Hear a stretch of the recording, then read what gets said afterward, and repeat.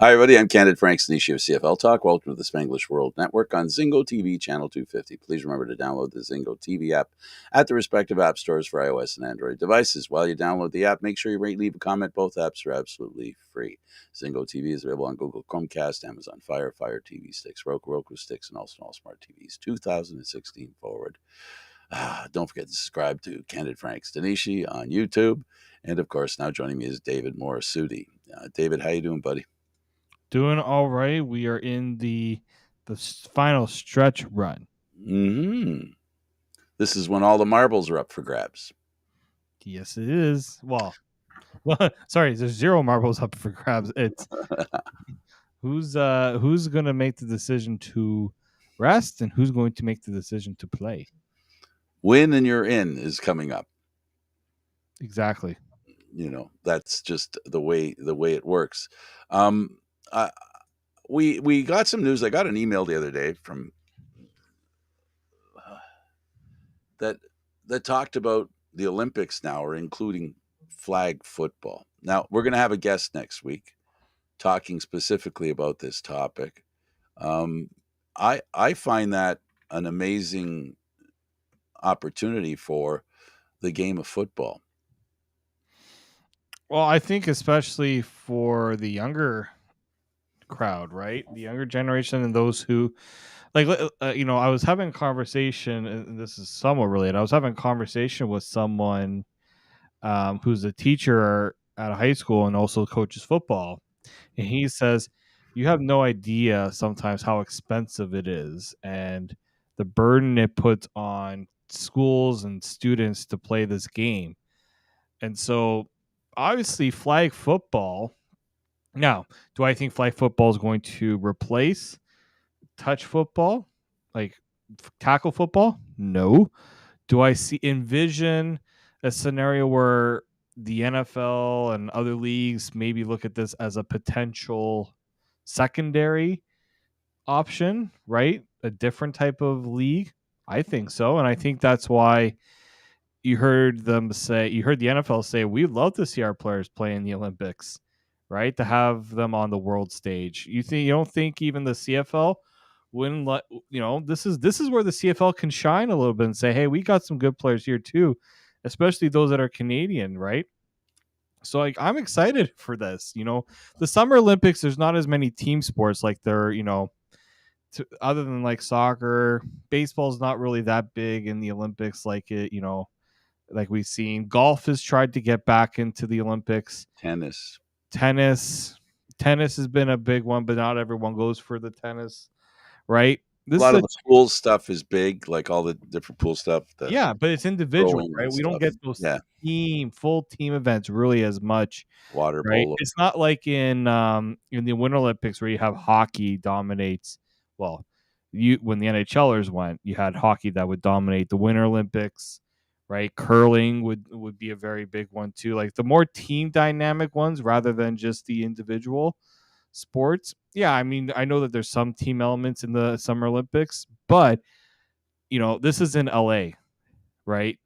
This is in the United States. You don't think the the Olympics team in the US would want to have their best in LA for these Olympics? I think it's going to be a very interesting, it was viewed as a small thing and now it's kind of ballooned. And just to see also how prevalent flag football is, right? I'm sure a lot of parents would rather see their kids play flag football than tackle football nowadays. Well, there's a correlation and a symbiotic relationship between lacrosse and football in Canada, the Canadian Football League and lacrosse. Both schedules coincide. Beginning is the end of another, the end is another beginning of the other. And so there's this rotation of CFL fans that are also lacrosse fans, NLL fans. Lacrosse is going into the Olympics, and they're not playing either of the games that people are accustomed to, standard field lacrosse or box lacrosse. So they're playing a hybrid version, of the sixes. So in football is the same thing. They're going to play a hybrid version of what we're accustomed to in the game of football, which is flag football. I don't know how the rules will play out in that, in that game, whatever that is. But what it does is it brings the game of football to the Olympics in whatever capacity it shows up. Mhm. And I think what it does is it enhances um, being a football player.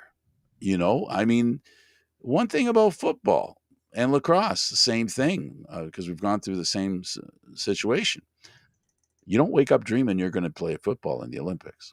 No, This for is a sure. new dream. This is fresh. This is something that's just off the mark. And we'll see how it works out. But I think it's awesome. I mean, can you imagine, David? This is an opportunity to be in the Olympics for a football player, and it doesn't mean going into the bobsled like Lumsden. It doesn't talk about guys who go to track, right? This is actual football. The hands, the athleticism that football has to offer gets a chance to be seen on the same palette, if you will, of all these other sports. When we talk about speed, when we talk about agility, when we talk about athleticism, I mean, football has a lot of it that a lot of people are going to be surprised who aren't football fans when they watch that game, of which most of them will be outside of North America. There's a limited amount of people around the world who understand the game of football. They play once or twice in England, that kind of thing. They play in Mexico, they have a game there. But it's not really, really big. But I think it'll spark some interest in the game. I think so too. Um, like it's going. There are countries that do have a football program, right? It's just obviously not to the level of what Canada and like Mexico's got a pretty good one now.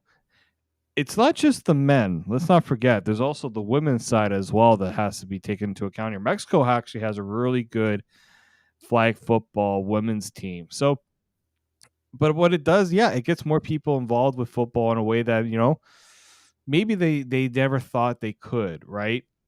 Not everyone can play tackle football. No one has the physical ability to do it. But flag football takes a totally different skill set to play.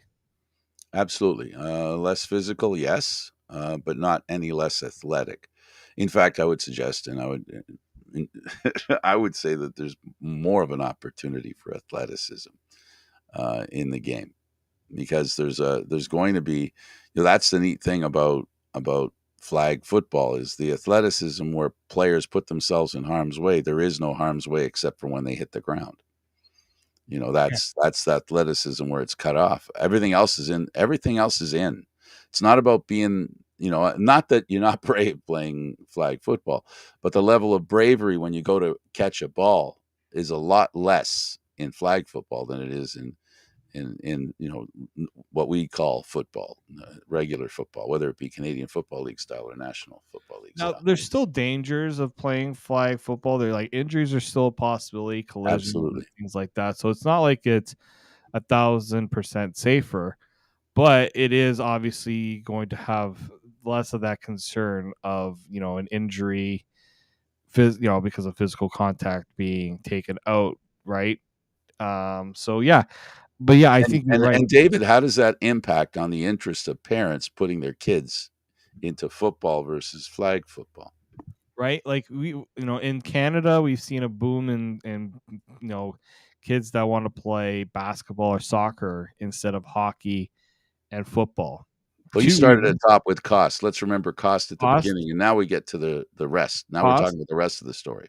the amount of practice that's needed for hockey and football, and the limited resources to get ice and a field. Right? There's soccer's a little easier to manage. Football, I mean, basketball's a little easier to manage in that regard. So yeah, I do think that those Football are. ends up on that playing field. It ends I up think there. actually football, Pair of shorts, and a grass field somewhere.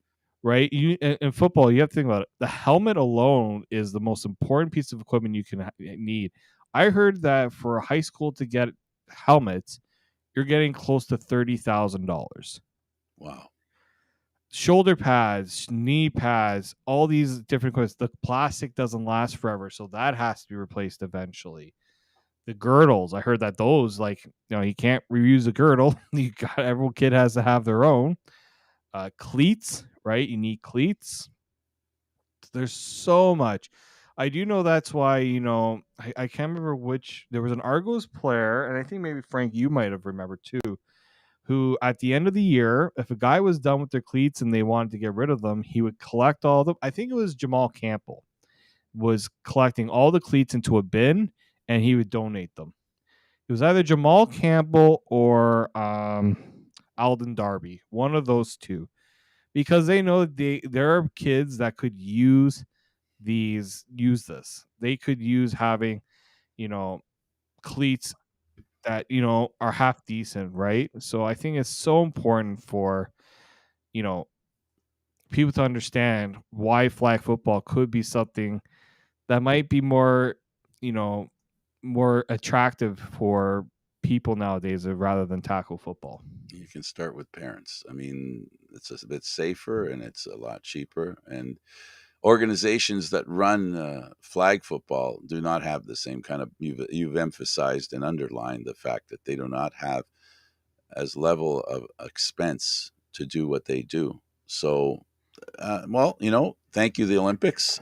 Los Angeles, being in North America and having been there a few times, the Olympics. This time they're really putting pressure on the Olympic organization to include North American sports, which is why football's in there, which is why lacrosse is in there. And there'll be other sports that I'm not aware of that are going to be taking part in the Olympics that didn't before. I think there's more pressure on them to put golf in it and more pressure to put baseball in it because of the North American aspect of these games. And the Olympics, we've learned over the years, they've gone through that. When they go to a country, that country has some input on the sports that that end up being part of it, that get injected, that respect the community that they're being played in. So that's all great. And it's great that we're getting a chance to see flag football, and it's going to be awesome. It's better than an all-star game, flag football, because they're playing for something. We've seen for many years now, the all-star football game is it's just a base. Let's get together and let's prove that we can run, catch, and do all that stuff. But this is a competition. It's going to be interesting to watch a competition with some of the football players that we all know as, big NFL players or big CFL players, and get a chance to see how they do against each other, in flag football. And it has the other advantage that hockey doesn't have, and that is that I don't know what kind of headgear they're going to wear, if they're going to be required to wear any headgear. But I have a feeling at least the personality of the players will come out a little more because there's less equipment that they're wearing. So that's fun. Yeah, I know it is. It is fun, and I'm very curious to see how much of an interest this can get from top players. Right? Would Yep. you I know? think the Olympics is a big attraction. It's an I do too. To it's a play for your unicorn. country means so much more than playing for a team. Like I think of the NBA. How many of the basketball players in the NBA decide, you know what, I want to play in the Olympics. I want to go for right. That's probably the best comparable in terms of a sport and its players. I forgot about basketball with the Summer Olympics. I was trying to Yeah, think. I did. I said that. So Think about that. Actually, how much do you think basketball is maybe a little concerned about football trying to get its name in there? well, Try. there's definitely the issue where don't underestimate the penetration of basketball in the world community is very high, and the biggest example of that is China, and how the NBA has wooed China over the years. It's not something that baseball has done, not to my awareness, to the same level that basketball has. And football now is going to be a new thing that I truly believe that everybody's looking for a sport to play, and a lot of people like the idea of playing a new sport, and the opportunity to play the game and to learn about the game. For some who maybe, I'm tired of baseball, I'm tired of basketball. Oh, flag football, okay, and we can play outside. I like being outside, and that kind of stuff, because it becomes very inexpensive. Scheduling's a lot easier. I think it's easier to rent a field than it is to rent a stadium. So, or a football field, right? so they can they can make things happen. A lot of high schools, and Well, I don't know if it's going to be on turf or it's going to be on grass. I don't know. mm, That's well, it depends on how many games they're going to be running at the same time. I suspect If it'll be it's going to be in LA, are they just going to run it out of if are they going to run it out of the stadium that the Chargers and the Rams are playing out of, which is one of the better stadiums in the NFL right now, one of the premier ones. So, yeah, I do think there's going to be a lot of interest in how that all kind of works out there. yeah. And the Olympics has accepted AstroTurf, fake grass. They've accepted it on various levels because it's something they can't help but do. So there was a time when they only had grass as their option. They've changed it a little bit. So okay, let's talk about the Canadian Football League, since that really is the reason why we're here. Yep. Um, you know, we look at the Canadian Football League and where they're at right now, and we have the Argos at 15-2. They're cemented into first. We have Montreal 10-7. They're in second. It looks like it'll be Hamilton in third with 8 wins. They'll be playing in Montreal, and then you have BC, and you have Winnipeg. Winnipeg in first, and it looks like it's going to be BC and Calgary. And I don't want to be BC after what happened in that last game. To know you're coming back against Calgary, a team that you helped gain a lot of confidence. So we know that Edmonton and Saskatchewan are out. Saskatchewan didn't take long to fall out, right? All of a sudden they're out. Like, they were in, and then they're not in. They're out. It happened so quickly. And how it happened was, I don't know. You want to talk about the collapse of the Saskatchewan Roughriders and a coach who stood up and said in the post game that it's my fault, took the blame. He took the blame and lost his job. Yep. Right. I just think the writing was sort of on the wall for that team when they were in this spiral and they couldn't get out of it. Right. Again, second year in a row where that happens. And we talked about all the changes that they made in the offseason to go out, get a new quarterback, make some changes, and say, all right, we think we're ready to go. And then same thing again. And I think the big one too, and I think the writing was on the wall, not on the wall, but I think some concern from the Rough Rider standpoint. I don't think that game was sold out against the Argos too. No. Right? That's a concern. You can't. How many times have we talked about the community-owned teams needing the gate revenue? Right? That's how important it is. And I think they needed, and I don't think it was an unfair decision to fire Craig Dickinson because of how that season ended. But at the same time, it's interesting that they fired Dickinson, but then they give an extension to Jeremy O'Day. Well, he gets another shot at hiring a coach. Another shot at it. And my view is also his last shot at it, right? Oh, absolutely. It's definitely his last. He's not.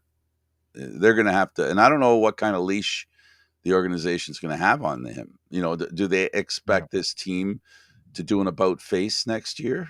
Is that what they expect? Is there a schedule for improvement? Is it a trend that goes for, being a good football team next year and then maybe the following year make the playoffs? Or are they, and I think they will be, this is what I think is in Saskatchewan, if it isn't the management team, it's definitely the fans. You show me what you're going to do, because I'm sick and tired of watching you guys play like this and be so real, literally, and I think it's a fair statement. I love Dickinson. I think he's a wonderful man. I think he's a great human being. Every time I've talked to him, he's always been a gentleman and a real good person. But we're not in the business of finding the best people to run a football team. We're here, and when I say we, I mean football in general. They're looking for, okay, what are your stats? Have you made the playoffs? Have you won a championship? Do you have a hope of winning a championship? That's what the fans base every decision on that they make in as far as liking a coach. And the same, unfortunately, now Jeremy O'Day is in the position where he has not re-signed him. He's been re-signed. And now the question is, what kind of clock is he on? And he's been around Saskatchewan for a while. I don't think he's in for a long time, but he's a well liked person in Saskatchewan. He's been So there 26 years, right? He's been with that organization for so long. So yeah, there's a little bit of loyalty and a little familiarity there. But I think the big one for Dickinson, like I know people say he's a nice guy, but we have to kind of look past it. You can do both. You can have a good coach, but also a good person, right? The two shouldn't be seen as mutually exclusive. But absolutely, I think when you watch the way that game went for Saskatchewan, part of me thought they were going to win that game sure looked like because it. they were playing like a team that had nothing to lose. They were running the ball well. They were getting guys open in the Big plays, big plays. And defensively, then offensively, special teams. adjustments happened. Adjustments were made by the Argos, and they wouldn't make the adjustments. Saskatchewan couldn't. It was almost like they were, I don't want to say paralyzed by fear, but they were throwing all this stuff at them. They didn't know what to do. And to Absolutely. me, that's a sign of a team that frankly clearly just didn't have it, right? They just didn't have there's something in the water there that needs to be changed. So I wonder now how much change can we realistically expect from Jeremy O'Day, on top of the coaching change? Because you can't just change the coach and say, all right, we're gonna run it back. You're not getting the fans coming back. And this is the important thing. You have to sell the fans on we can get them back. We can get back to being a worthy competitive team, right? And so for me, when I watch that game, I say there's parts that work, but there's clearly parts that don't work. And yeah, I don't think coaching is going to be enough to get that team back to, on track. They're going to need um, a little bit of luck in their future. Something a vein of luck they did not have, and that is at quarterback. They have had zero luck at quarterback over the past few years. They had a pretty good quarterback who unfortunately got injured, had a bad knee, and then just lost the faith of the organization, the fans, everybody. Ended up going to Montreal. He finished in second place there, and now he's going to play in a home game at the playoffs. As well as his coach, who was the quarterback's coach, the offensive coordinator there in Saskatchewan.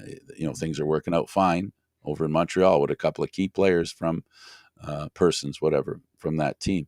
So really, it's very possible that they could turn things around with a coach that gets the best out of his players. It just didn't happen for Dickinson in Saskatchewan this year. He did not get the best out of his players, and unfortunately, that's coaching. If players as a unit are not playing well, it's pretty much a pretty direct line to the coach, the management team, and the coach is the head management guy, right? Even more important or more in the line of fire than the GM. You know what I mean? Even though that might not be fair. It could be that it wasn't Dickinson's fault. It's O'Day's fault for not providing the right kind of players, a quarterback that was healthy, that could play well and lead the team to victory, a team that was disciplined and was able to show that in all three phases of the game that they could control a game, something they couldn't do. You don't lose 7 games in a row and have the three phases working at the same time. And that's what you need to have. And it wasn't happening. And it looked, you can blame players like a quarterback when they're throwing 5-6 interceptions.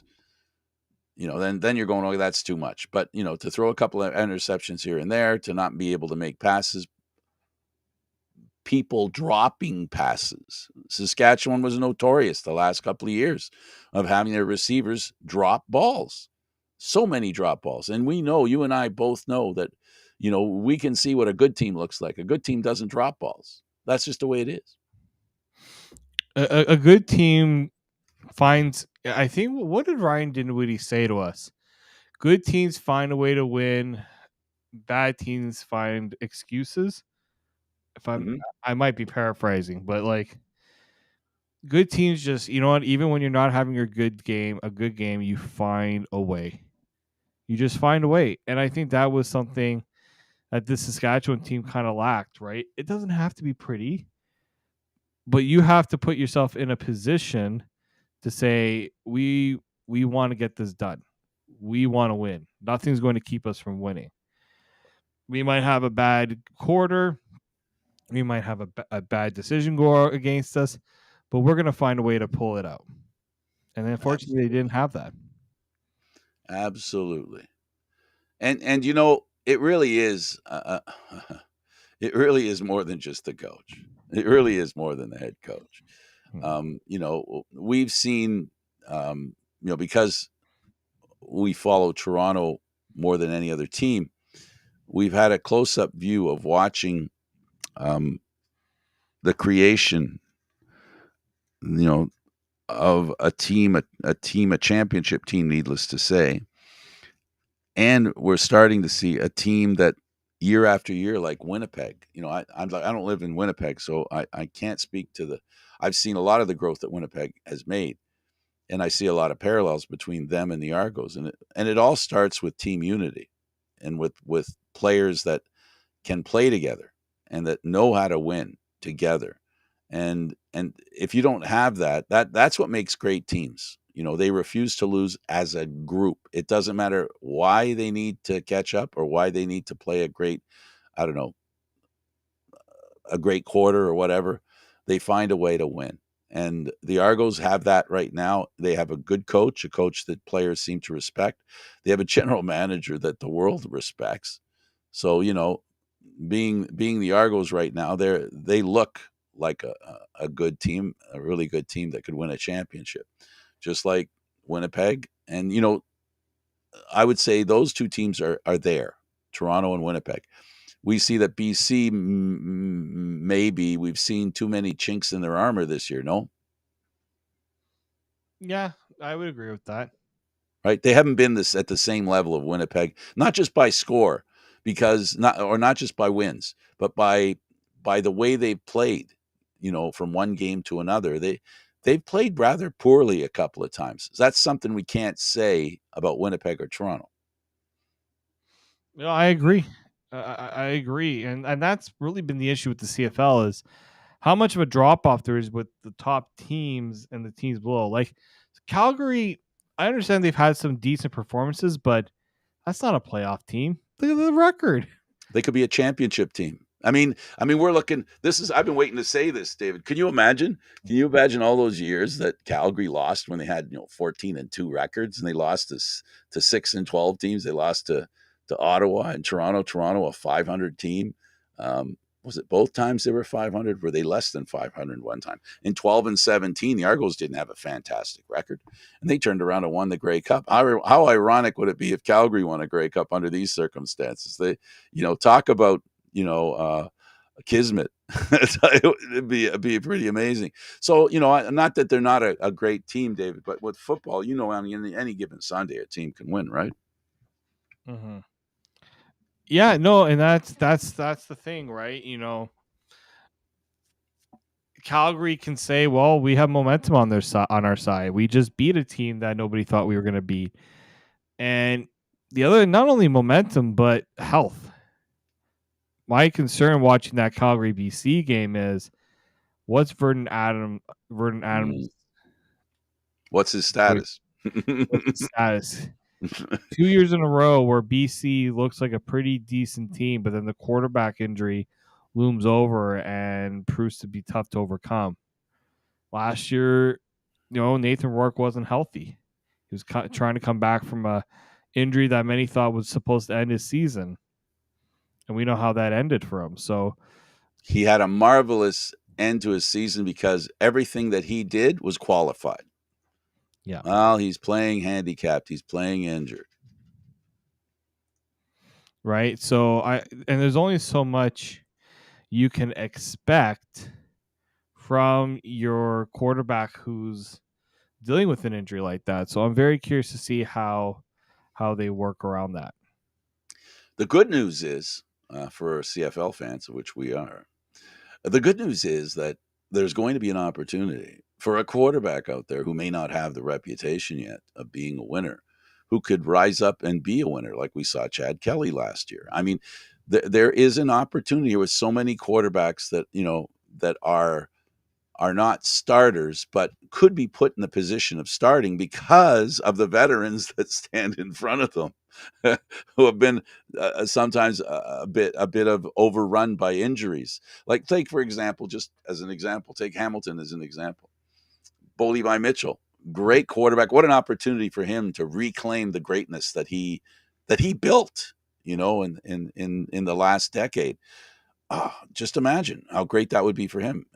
And then, to my point, imagine he gets hurt, and now you end up with Schultz there. To me, he's a guy I've respected and appreciated going back when he was with Adams in Montreal. I really, honestly, back then, I didn't put Adams ahead of Schultz. I didn't put Schultz that far ahead of Adams, but I liked Schultz better than Adams. I don't know why. I just did. I just liked his consistency better. Well, we know that Adams had a lot to prove, certainly. And I think that's what it was, right? We want to see, can he do finally live up to that potential that many thought he could, right? He can do it. And the only reason, let's not forget, the main reason why he was there in the first place was because of the Nathan Rourke injury. Yep. And they decided to keep him around. But they also went out and got Dane Evans. Why did they go out and get Dane Evans? They didn't really need, like, that was a bit of a luxury move, but at the same time, now it's proven to be a needed move because you got a quarterback who's now injured or dealing with an injury. And so I'm wondering to myself here, it's like they got a real decision to have to make here because they can't. There's a, I want to say there's a lot riding on the season, but this is a season here where There is a lot riding on the season. I think you can say that. like I think for BC, like someone's got to unseat Winnipeg, and Winnipeg is probably the most beatable that they've been in this stretch. I still think that they're obviously the obvious favorites, but as what I think is this is a team that you could see losing if the other team plays its cards right. Absolutely. And the thing of it is, the important thing about BC, I love BC. I love what the new ownership has done there. I love the way they started last year with the concert and the excitement that they generated. And they've continued to try to generate it this year.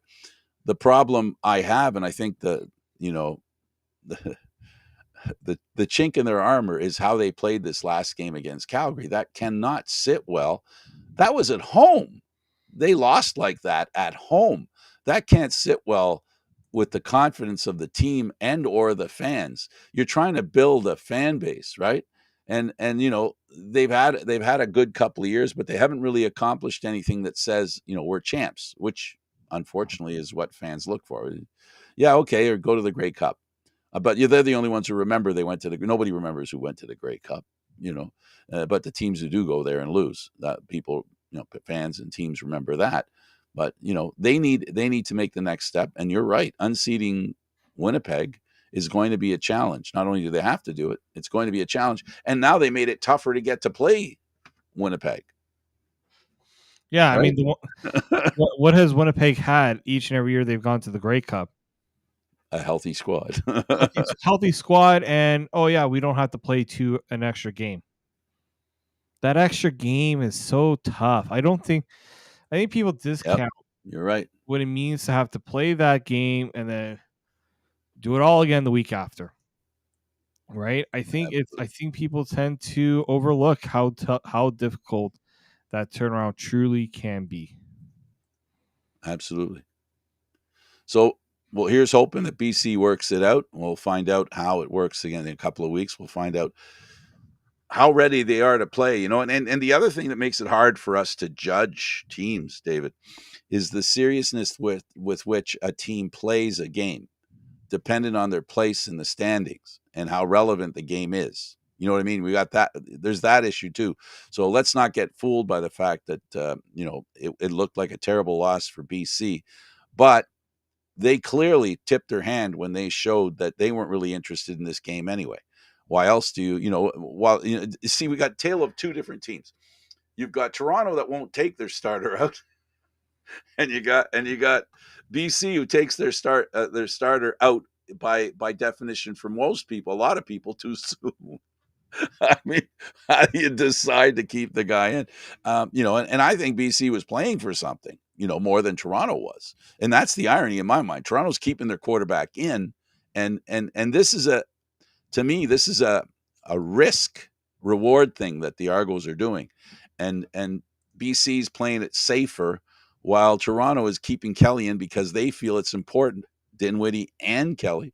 My impression is from our conversations with them, reading between the lines, they both believe, and by Coach Dinwiddie and Kelly together believe that he has to play more because he just hasn't been a CFL quarterback that long, and he needs all the experience he can get. And on the other side, BC, they have a quarterback that's been in the league for a few years. Yes, hasn't had any experience in the Grey Cup, but he has been a starter for a longer time. So they feel it's less of a problem to sit him. I think that's the logic. I don't know what you think, but I think that's where it sits. Why you have two opposite views of the same situation. I think the big one here is Ryan Dinwiddie has seen what happens when they give Chad Kelly time off. He's not looking as sharp, and it becomes apparent that, you know what, maybe we're overthinking this a little bit, and they don't necessarily have to play him all 4 quarters, but keep him engaged, keep him in a rhythm, Yeah. keep that not competitiveness, but keep that rhythm going, keep himself, in shape. And what I mean by in shape, I don't mean like he's physically out of shape, but being able to read the defense, being able to understand the play calls, keep that connection with the receivers, right? Absolutely. It's all important. It's all important. I will say, and because you're right here in that, last year was a different story. McLeod Beth Thompson it had so many games played under his belt. He could take that game off, right? But for Chad Kelly, he hasn't played that. This is his first full season as a starting quarterback since he was in college.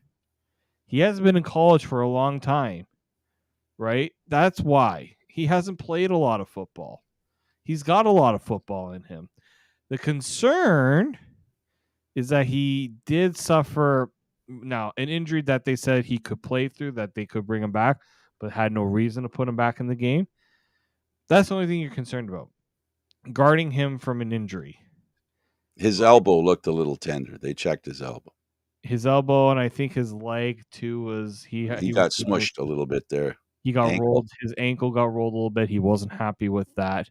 And I mean, just seeing it, those are plays that I hate to see because that's an avoidable play. No reason for a defender to roll on an ankle.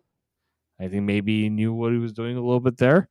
So yeah, like those are things that coaches have to always think about. But I think Ryan Dinwiddie every week is a learn. There's something he can learn. There's something he learns and something he knows he can do better. Absolutely. And with that situation with Kelly, it is a risk, but it's one that they've decided to take, and we'll all find out how. There'll be second guessers depending on what happens in their playoff game or the Grey Cup if they're deemed worthy with a victory and move on to a Grey Cup. They're of course the favorite in the East, but I really do think they have some concerns. I think either Montreal or Hamilton could beat the Argos. I believe they could. If circumstances are right, they could beat them.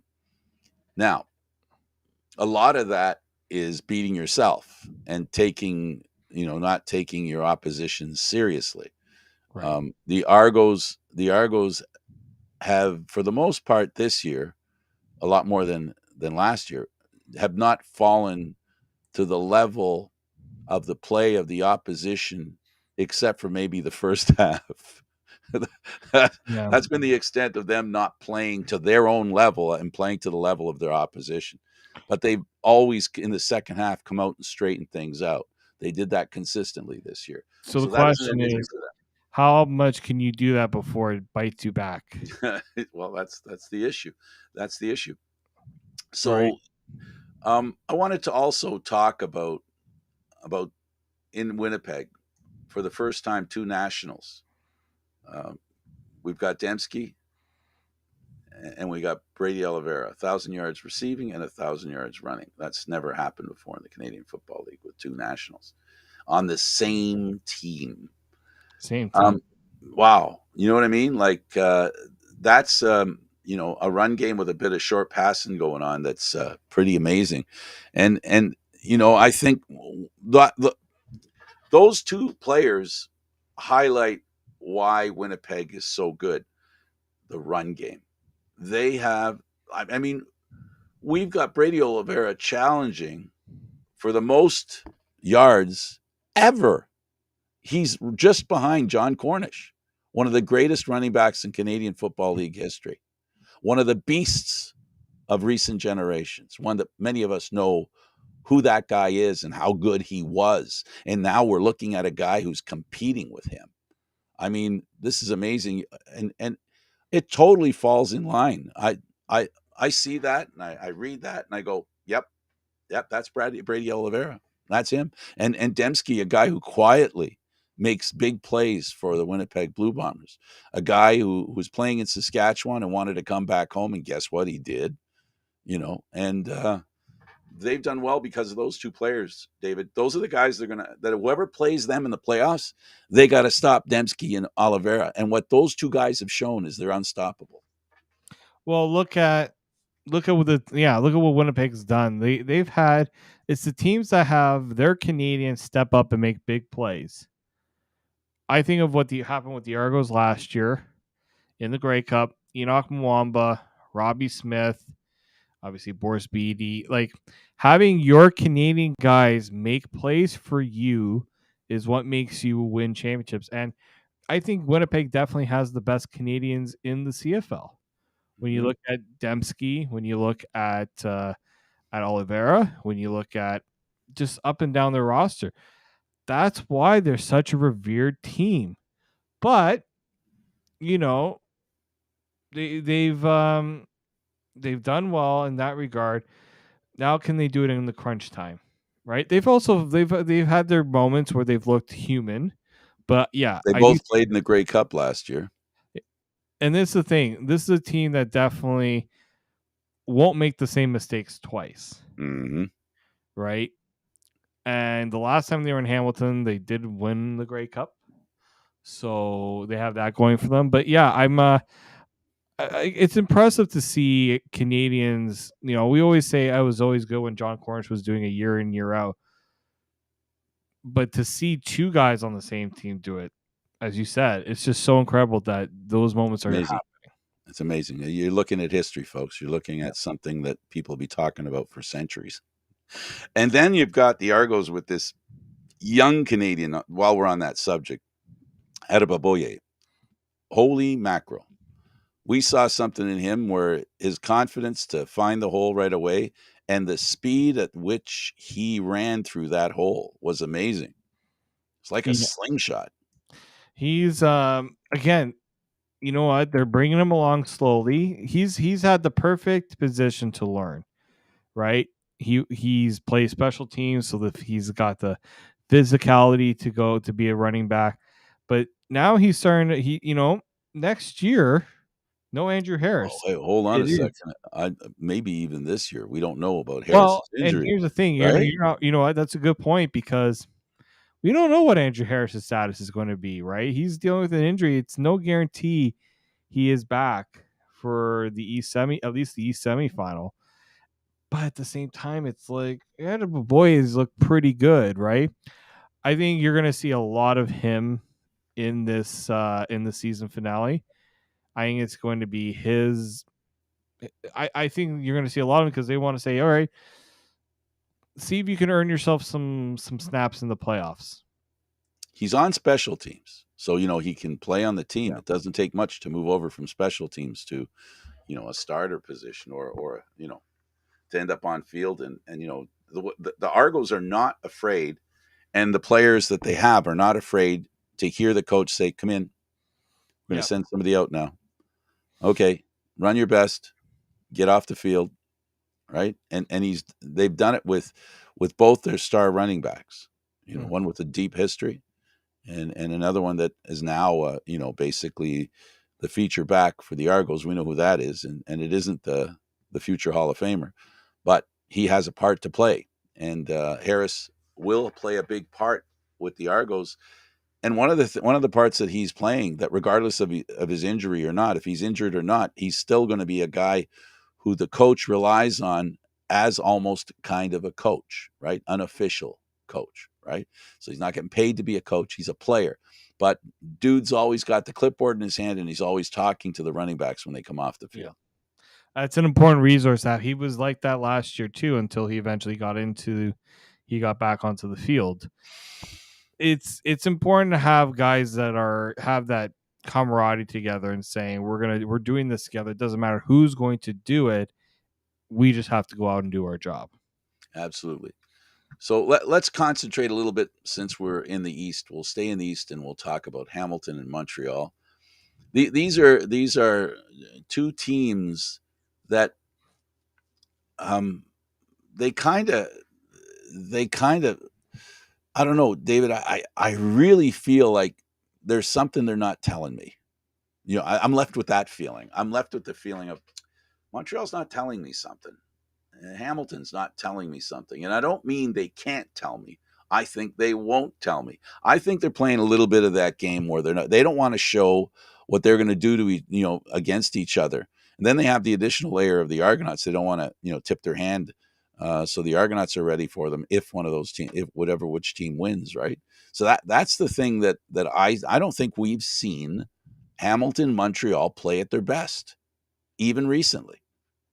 I think that, again, I do think that's a little bit by design. Teams tend to not go all the way out because, again, they want to leave a bit of mystery, especially football. Like more than any sport. I'm curious to see how both teams handle this final game, because actually two things. Does Hamilton come back home? Because they're gonna have to go to Montreal. They're gonna come back home and go back to Montreal again. That's something to consider as well. But yeah, my thinking here is you're gonna see two teams that are gonna be like, you know what?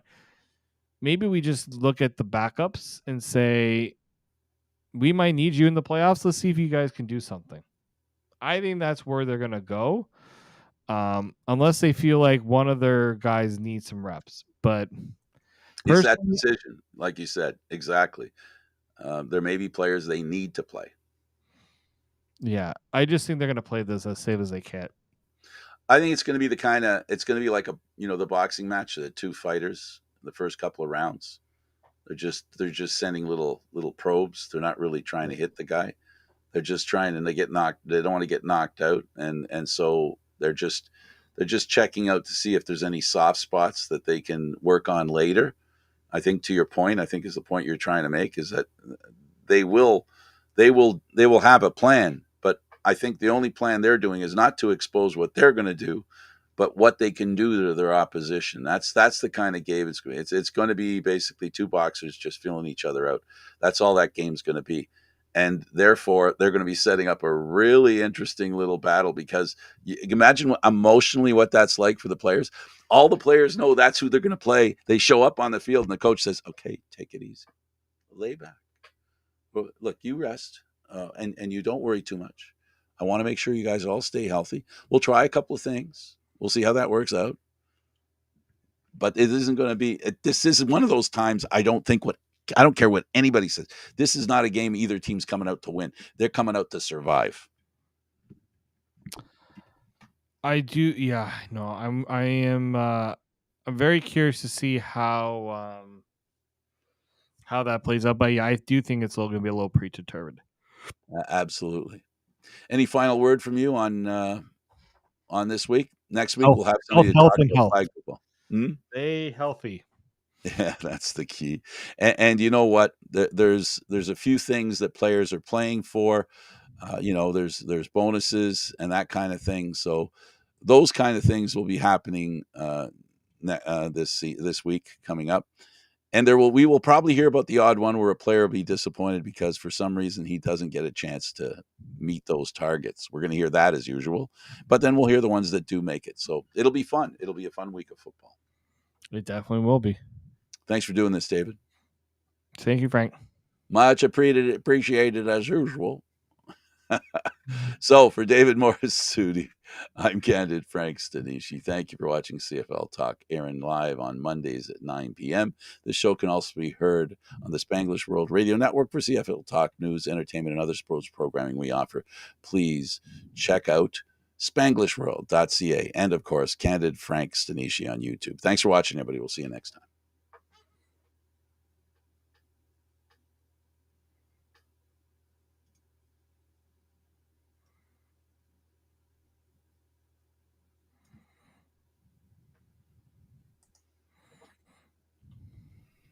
I guess we're still here. We're still here. Hello? Is this thing working?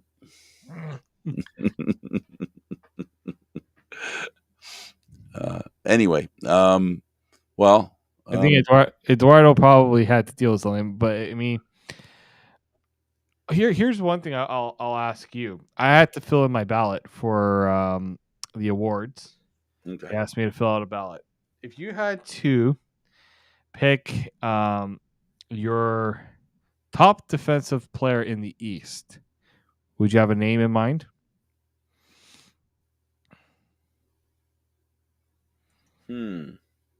No, I haven't given it that much thought. That's a tough question. Well, the East, right? You're saying the East.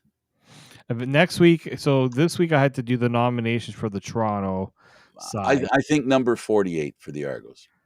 Okay, so likely going to be him in terms of, I think everyone's voting that way. The question now I'm having is, is there anyone in the East that can challenge him? That's something I want to pose to you to think about for next week. Yeah, there is. Interesting. Okay, The East, who you come up with? Former NFLer. Again with the Argos. Okay, interesting. You know who I mean? Yeah, I know for sure. Him because of the big plays that he makes.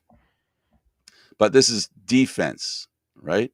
Now, I'm automatically going, I'm not talking linemen, which is kind of, guys, because, there's a few linemen out there in the East that would be a lot of fun to pick. Defensive linemen. I think the East is a little trickier just because of how good the Argos have been, that it might be tough to vote against. Yeah, only because, success breeds awards, right? Sometimes. There have been times when teams that win a lot of games don't get a lot of awards. That happens too. Mm-hmm. So, but I haven't given it any thought. And the only players I really key in, and unfairly, and it's unfair to the rest of the teams, is I follow the Argos, of course, because that's a team that we go to all the games and stuff like that.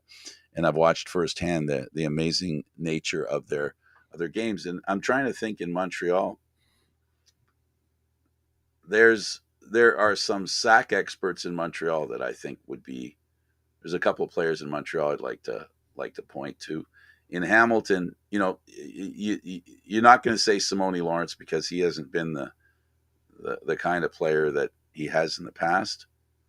And as far as defense is concerned, they haven't had a really good year, consistently good year defensively. So how do you pick a defender out of that? It's kind of tough, right? So it's easy. Like, I think Montreal has a really good defense, has had a really good defense. I should look at some of the names because I know I'm forgetting people that I could mention. Well, I think Eduardo's back, so I think we can good. Pin that for next week. But something to throw at you. And, right. And anybody watching the show, if you have someone you think, let me know.